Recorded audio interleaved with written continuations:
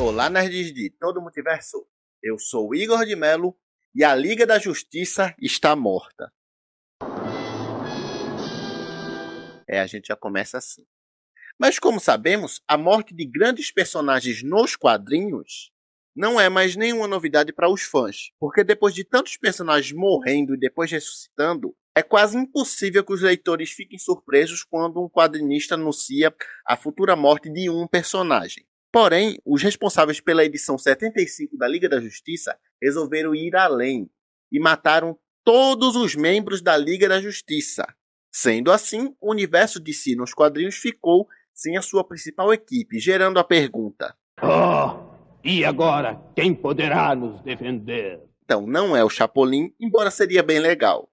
Mas vem comigo que eu vou te contar as principais novidades da HQ que trouxe uma mudança radical naquele universo. E antes de desenvolver sobre quem é a equipe que vai substituir a Liga da Justiça, temos que contextualizar o que aconteceu, né?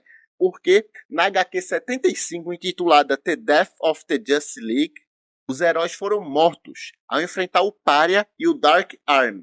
Porque, para quem não se lembra, o Kel Mossa, que é o Pária, foi o principal vilão da Crise nas Infinitas Terras, a original lá de 1985, que é uma das melhores. Dark Arm é composto por Apocalipse, Darkseid, Eclipse, Ares, Necron e Neron.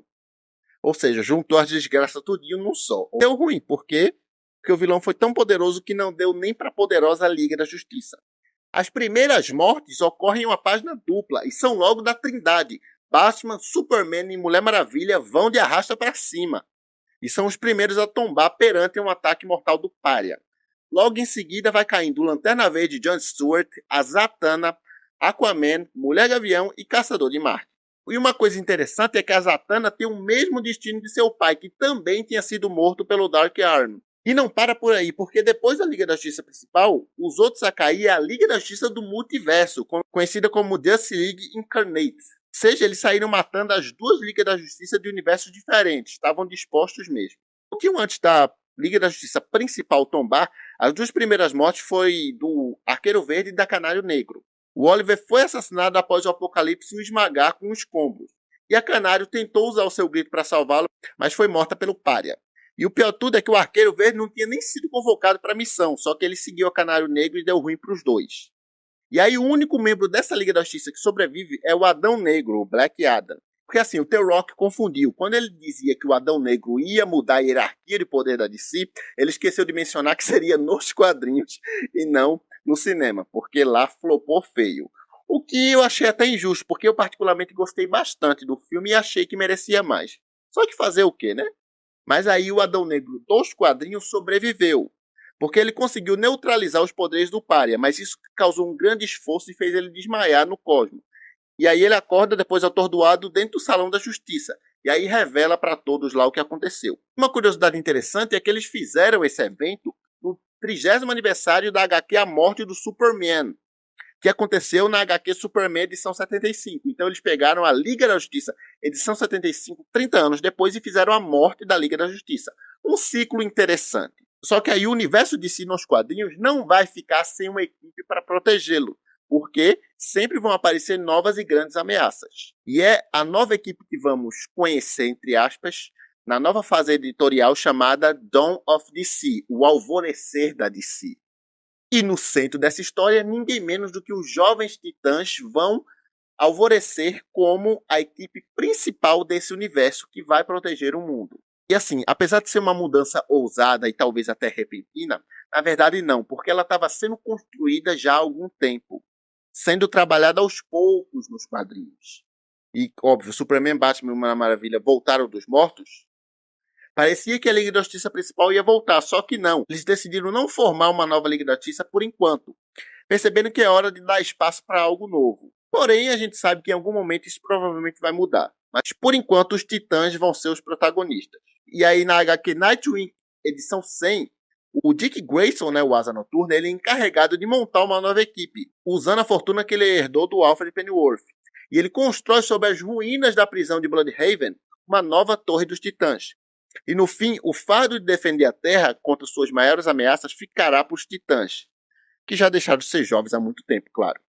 E aí um dos quadrinistas, o Tom Taylor, disse que o Dawn of DC não é sobre essa mudança de direção, também é sobre esses personagens e o legado deles, que finalmente estão assumindo o papel que já está sendo preparado para eles por décadas. Segundo eles, abre aspas, nós sempre dissemos que os Titãs iam dar um passo à frente e se tornar a equipe principal, e agora isso aconteceu.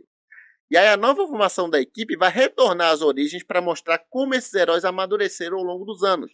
Então vai trazer o Asa Noturna, o Cyborg, Mutano, Ravena, a Estelar, a Moça Maravilha e o Flash. E o Dick vai ter muitos desafios, obviamente, para liderar esse grupo.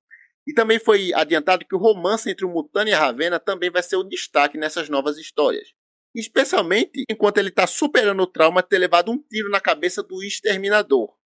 Então tem subtramas maravilhosas para eles abordarem. E a principal pergunta que isso tudo gera é: como os Jovens Titãs vão ser diferentes da Liga da Justiça? Bom, primeiro pelo nome, porque eles decidiram não se chamar Liga da Justiça. Vai continuar sendo os Jovens Titãs. Mas enfim, esse dilema vai estar presente na história. Porque apesar deles estarem assumindo o mesmo papel que a Liga da Justiça, e o diferencial também é que a trama não vai ter apenas vilões intergalácticos superpoderosos. Também vai ter as pessoas injustiçadas que corrompem a humanidade. Vilões humanos. Isso é bem interessante, né? E para o Tom Taylor, né, que é o escritor da história, o que faz com que muitos se identifiquem com essas histórias é exatamente o drama pessoal entre os personagens, que funciona quase como uma novela à parte da história. Nas palavras do próprio Taylor, abre aspas, esse tempero é diferenciado, vai fazer com que mesmo as histórias mais megalomaníacas sejam mais intimistas, mais próximas do público. Porque quando você tem personagens tão poderosos como os Titãs ou até a Liga da Justiça, é fácil você perder o elemento humano da história, porque os caras são quase como deuses superpoderosos. Então, como ter uma história intimista, como ter um vilão humano quando você tem pessoas tão poderosas? Tem que ser sempre algo grande. Só que não, eles estão tentando trazer também essa questão de uma humanidade, mesmo para seres tão poderosos. Isso é bem interessante, é um dilema muito legal, que eu acho que pode render bastante, inclusive. Sendo assim, o Asa Noturna se tornou o ponto focal do novo universo de si, e a Liga da Justiça foi desfeita por enquanto, porque do mesmo jeito que morreu e voltou, uma hora a equipe se forma de novo, é sempre assim. E outro detalhe bem interessante que eu achei é que foi revelado que a principal diferença entre a Liga da Justiça e os Titãs é o fato dos Titãs se consistirem em amigos reais. Talvez aí seja uma polêmica, porque eles já meio que tinham expressado nos quadrinhos por anos a amizade dele. Ao contrário da Liga da Justiça. Mas calma, não quer dizer que a Liga seja hostil uns com os outros. Eles têm sim um certo relacionamento de amizade, só que já foi provado que o relacionamento deles não estava nem no mesmo nível dos Titãs, como a gente viu na HQ Titãs Annual, onde 4 membros dos Titãs e 4 membros da Liga da Justiça foram transportados para uma espécie de subsolo. E eles estão sem saber onde estão ou como chegaram lá. E começam a atacar uns aos outros, tentando descobrir uma maneira de saírem do local. E aí, o ponto interessante dessa dinâmica é que os Titãs estavam mais dispostos a confiar uns nos outros, enquanto os membros da Liga estavam convencidos de que todos eles eram impostores. Então isso mostra que os Titãs são um grupo unido de amigos que se entendem em um nível profundamente pessoal, e às vezes a Liga da Justiça não. Isso não é uma crítica nem nada. Vai da personalidade de cada um, e isso gera conflitos interessantes também. Então essa jogada, né, de colocar os Titãs como centro foi uma coisa bem ousada, mas muito interessante, como há muito tempo a gente não via. Ainda mais trazer os Titãs de volta com a formulação clássica, que era algo que os fãs já estavam pedindo há muito tempo. E assim, não é porque os Titãs vão assumir que a Liga da Justiça não vai fazer falta. Eles vão mostrar isso também.